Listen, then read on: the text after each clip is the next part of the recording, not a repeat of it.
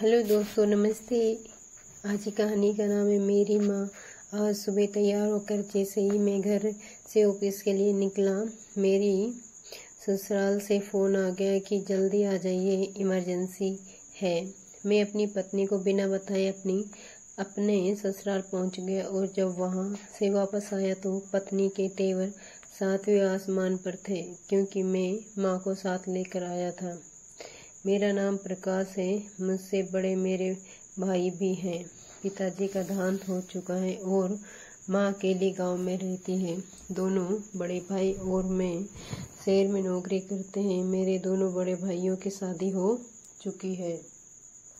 वो भी अपने अपने परिवार के साथ दूसरे शहरों में रहते हैं।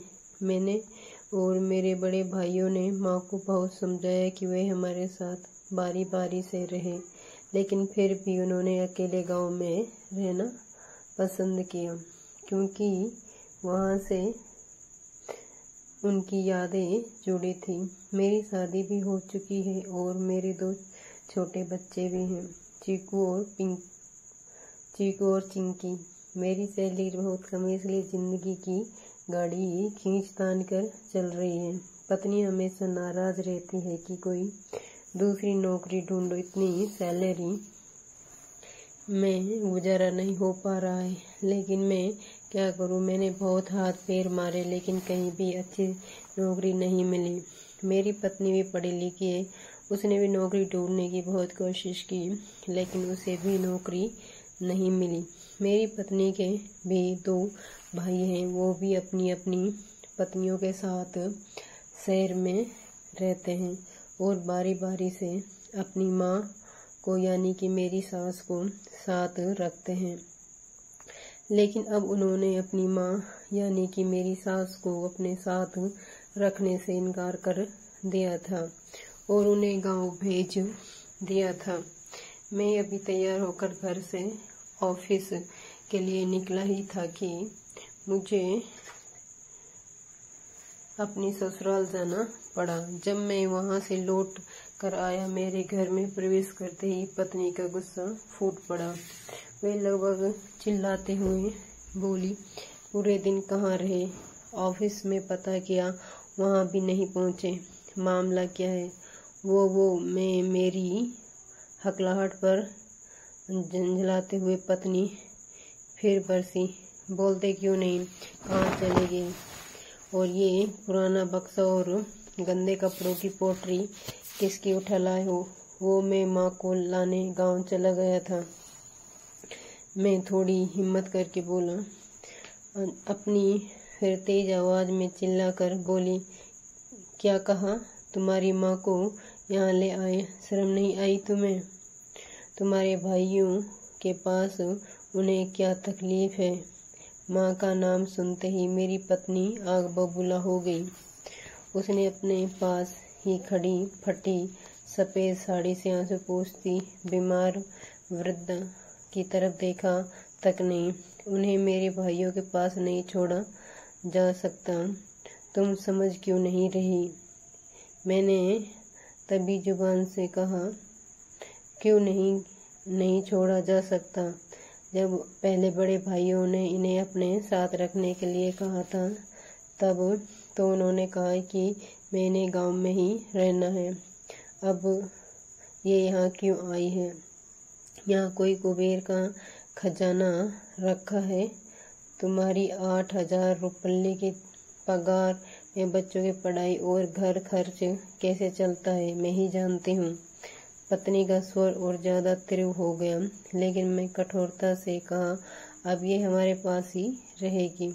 लेकिन वे भी आज पीछे हटने को तैयार नहीं थी।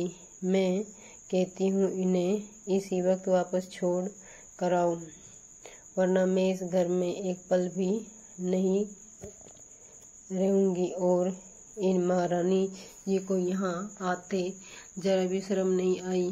पत्नी की बात को अनसुना करके मैंने माँ का सामान कमरे में रखवा दिया और पत्नी से उनके चाय नाश्ते का इंतजाम करने के लिए कहा, लेकिन उसने साफ मना कर दिया। मैंने माँ के लिए चाय नाश्ता बनाया और उन्हें देने चला। गया। वह बेटी रो रही थी। मैंने उन्हें समझाया और चाय पीने के लिए कहा तो माँ ने अपनी साड़ी से पल्लू से आंसू पोंछे और चाय पीने लगी। माँ को आए हुए कई दिन हो गए थे, लेकिन मेरी पत्नी उस कमरे में नहीं गई क्योंकि उस कमरे में बाथरूम था, इसलिए माँ भी बाहर नहीं निकली।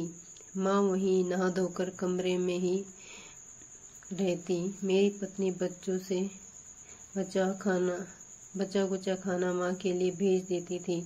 बच्चे भी उनसे ज़्यादा बात नहीं करते थे क्योंकि बच्चे जब खाना देने जाते तो माँ दूसरी तरफ मुँह करके बैठी रहती थी, इसलिए बच्चों ने भी उन्हें नहीं देखा था। एक दिन मैं अपने कमरे में बैठा ऑफिस का काम कर रहा था, तभी मेरी पत्नी बड़बड़ाती हुई आई और मुझसे बोली, मेरे साथ चलिए, मुझे अपनी माँ से बात करनी है। वो इतनी बूढ़ी नहीं है कि उन्हें बैठे बैठे खाने को दिया जाए, इसलिए उन्हें अगर इस घर में रहना है तो कुछ ना कुछ काम करना पड़ेगा। और मेरा हाथ पकड़कर वे मुझे माँ के कमरे में ले गई।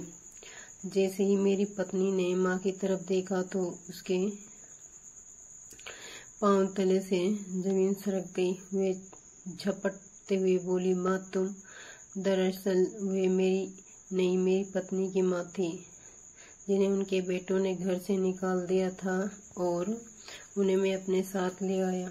माँ बोली, हाँ बेटा, तुम्हारे भाई और भाभी ने मुझे घर से निकाल दिया। फिर मैंने दामाद जी को फ़ोन किया तो मुझे ये यहाँ ले आए। माँ ने कहा तो मेरी पत्नी ने अश्रुभर नज़रों से मेरी तरफ देखा और मुस्कुराते हुए बोली, आप भी बड़े हो, पहले क्यों नहीं बताया कि मेरी माँ को लाने गए हैं और अंदर कमरे में मेरी माँ है। मैं अपनी माँ को कितने दिन से रूखी सूखी रोटी दे रही थी। अपनी बेटी की बात सुनकर माँ बोली, लेकिन बेटी, मुझे ये जानकर बहुत दुख हुआ कि जो व्यवहार तुम्हारे भाई भाभीयों ने मेरे साथ किया है, वही व्यवहार तुम अपनी सास के साथ कर रही थी। तुम्हें तो मालूम भी नहीं था कि तुम्हारी माँ है। तुमने जो मेरे साथ किया वह अपनी सास समझकर किया, इसलिए मेरी बहुओं में और तुम में क्या फ़र्क रह गया। मैंने तुम्हें ऐसे ही संस्कार दिए हैं।